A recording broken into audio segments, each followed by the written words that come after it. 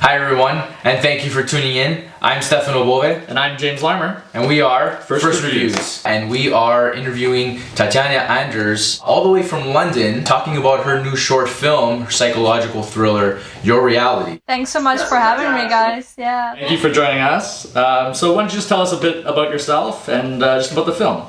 Sure. So I am first and foremost an actor. I've been acting for about 6 years. Just kind of like, I didn't do the traditional way. I didn't go to drama school. I've actually studied business, and then I kind of like fell into modeling and acting. Felt like a natural thing to do next. And I've been just taking classes, doing all sorts of workshops, and there is a point, as every sort of like starting actor will probably tell you, I was like, I want to make films or be part of films that I'm passionate about, where I feel the character is interesting enough that it kind of reflects as well how I want to be perceived as an actor. And from there, I got inspired to start creating my own films. And obviously, the idea was, what kind of story will I create? Something that I can actually afford to make happen, because also so many scripts remain unproduced. And for any of the audience that watches and they don't know what gaslighting is, basically it's a type of psychological manipulation where someone tries to undermine your perception of reality. For example, you go out with your girlfriend and you have a nice time, and you have like meet some friends, and then the next morning she tells you sort of like really disappointed face, like, oh, you really embarrassed me last night, the way you behaved, you were flirting with everyone, and I'm really hurt, and you made me feel really terrible. And you're like, I didn't even do anything. What are you talking about? And then, but because she is so sincere about it, you start to question yourself. You're like, well, maybe I was inconsiderate, and maybe I treated her badly, or something like that. And what gaslighters do, they do it on a constant basis, small things, but they add up. And the effect that it has on the victim is that they become more and more insecure in themselves, where everything that they do isn't quite right, and they feel like they're never really enough for their partner. So it's a common occurrence in a way. The more people I talk to about it, and obviously with Your Reality, we have, our social media profiles, and the amount of people who reach out to me on a regular basis saying, oh, I've seen the trailer, or I've seen the film, and it happened to me, or it happened to my friend, and honestly, it shocked me. I never realized that it was as bad as I thought it is. Like, it happens so much more often than you think. It was something very different. It's definitely unique for us. We haven't really seen a film that covers this like type of theme and this, I guess, like sort of abuse. We thought it was very interesting the way it was done, and we felt just as confused as you did, I guess, in the film. And just and it was very well done. And we're kind of curious, like, what was the important aspects of in making the film, where you could bring that confusion to the screen and like really have the audience experience it? Yeah, so it was really important for me that it's as true to life as possible. And I've actually, when I was writing the script, I've consulted with a few therapists who deal with like narcissistic abuse and emotional abuse. And I send them my script, and I'm like, is that true to life? Do you get people who have these kind of experiences? And I've received their okay, which was so good that they've kind of endorsed my script, and they gave me a few ideas and tips. And also the amount of research I've done even prior to writing the script. I've read so many sort of self-help books on like how to overcome abusive boyfriends, and it's quite funny actually when I'm like, gosh, if someone ever sees my, you know, book reading history, they really think I have a problem. The most important thing for me was to, as you say, make people, the audience, feel almost like experience the same confusion as the main character, because I want them to empathize and understand how it feels when you're not quite sure what's going on. You can't really put your finger on it. You know something's not right, but it's like quite intangible, and even, you know, once the audience figures out, you know, the actor or the main character, who knows if they will. Yeah, absolutely.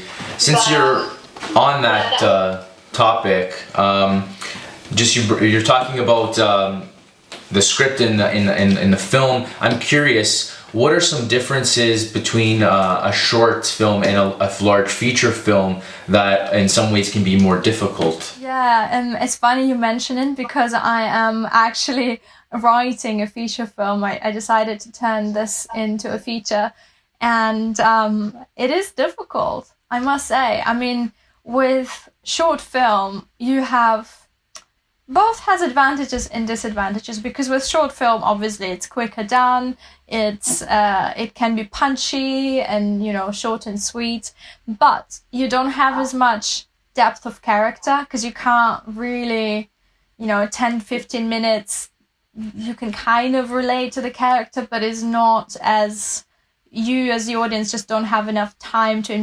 emotionally invest yourself into their story, into what they're going through, into where they came from.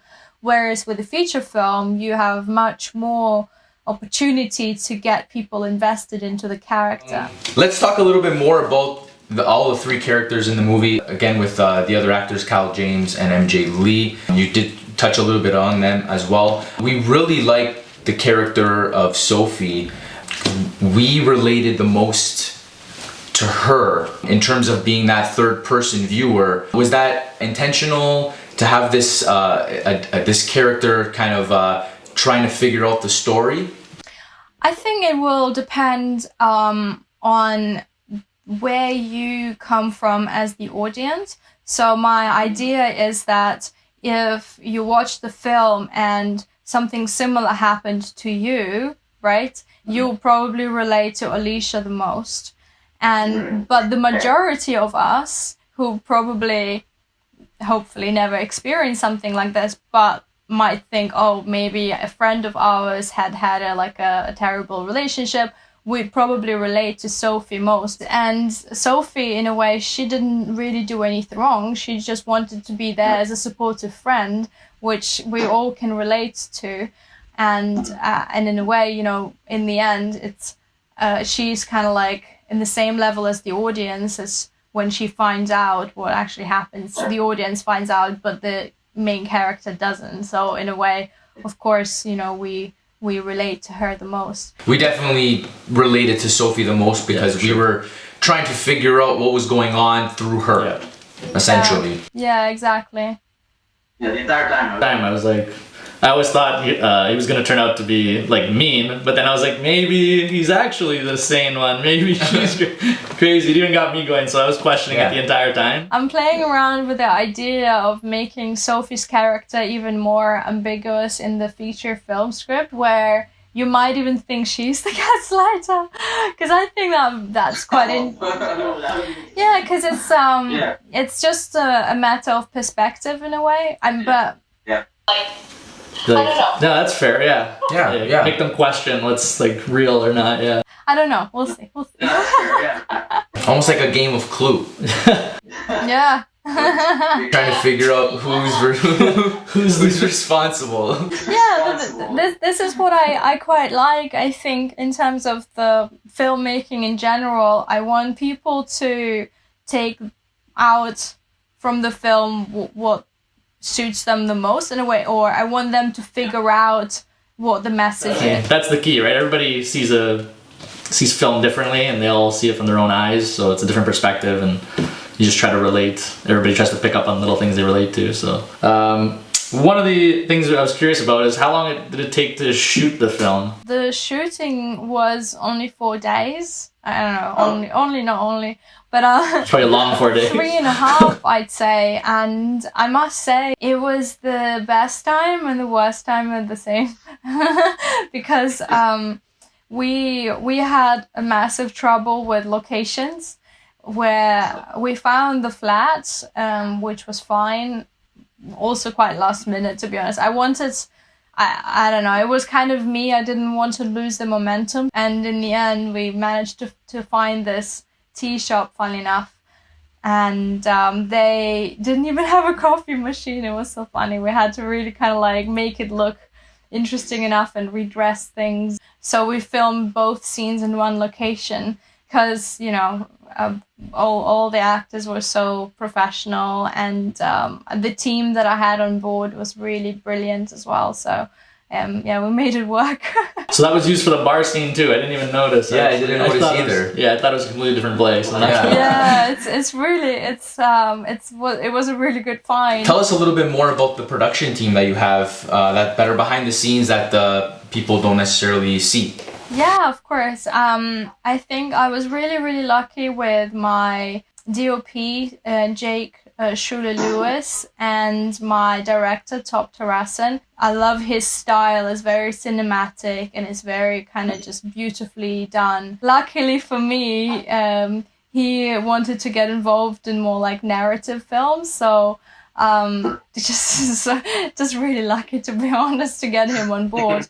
And then equally Tatjana, who is the director. I met him at a script writers meetup group. So when I was finalizing my script, I kind of submitted it to this group, and I would recommend it highly to every filmmaker that is sort of doing something.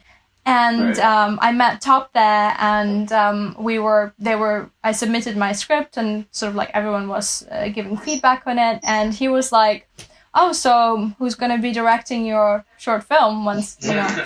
And I'm like, "Don't know. I'm still looking for a co-director or director." And he's like, "I'll do it." I'm like, "Done."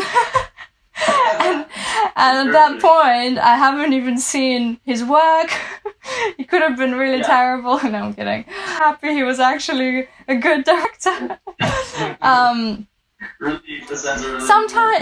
Sometimes you have this feeling where it just feels right, and you just have to go with the flow.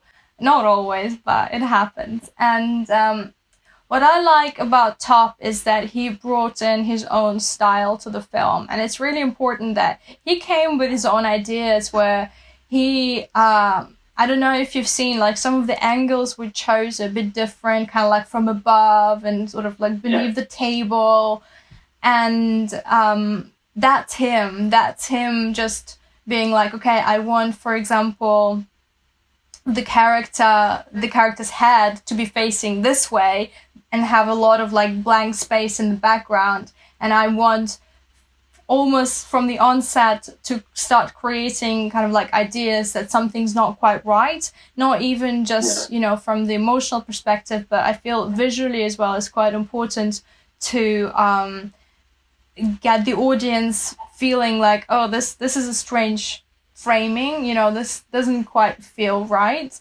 So that was all part of the idea behind, you know, what he was trying to create and what he came on board with, that I thought was, that's interesting, you know. And also he wanted to have lots of like locked off shots, so you won't find much sort of like zooming or movement in camera, because he, you know, and sometimes characters kind of like walk out of the frame and come back into frame. So in a way it creates this thing where you're not quite sure what's happening and you're slightly maybe disoriented as the audience.